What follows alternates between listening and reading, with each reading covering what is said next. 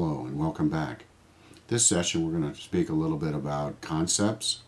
What are they? Where do they come from? What do we do with them? Can we change them? What are they for? Let's start with what is a concept. I refer a lot in my writings and teachings to basic concepts, which are beliefs that are ingrained upon us while we're the period of time that we're in our mother's womb up until about age 7, somewhere in that range. During that time, we are aware of our surroundings. We see things, we hear things, we feel things, we experience life. And those things that we experience become ingrained within our mind, within our beliefs. And it becomes the basic lens through which we experience life, through which we view life around us. What do I mean?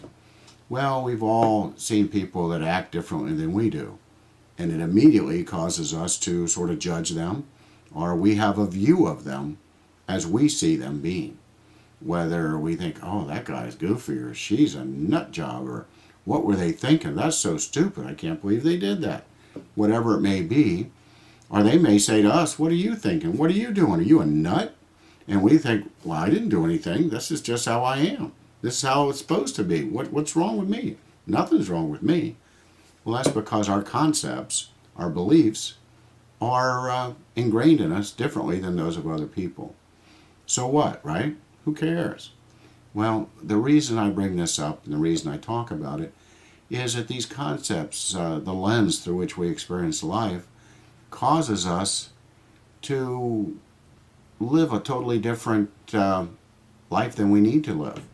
Many times it causes us to pick the wrong people in relationships. We pick jobs we don't like. We attract people, situations, all these different things because of the way we see things, the way we believe about things. And I know people would probably say, well, who cares? So what?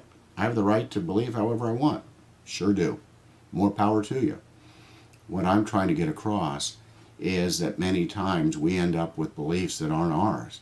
They're contrary to how we feel inside, and we don't even understand why we're thinking them, believing them, why we're acting the way we are, when we're basically living someone else's beliefs. So what do? We can change concepts.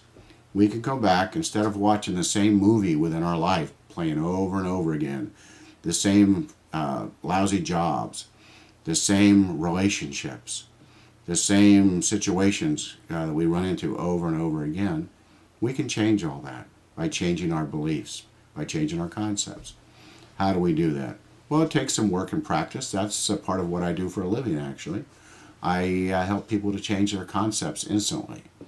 There are ways to do this, and I'd be happy to help anybody with that if they want to get in touch with me. But the point I'm trying to make here is that you have the ability to change your beliefs if you're willing to do the work to change that. Does that help at all? Does that give you any kind of hope? I sure hope it does. Feel free to write to me with any questions about any concepts you may be having. How do you change them? What do you do?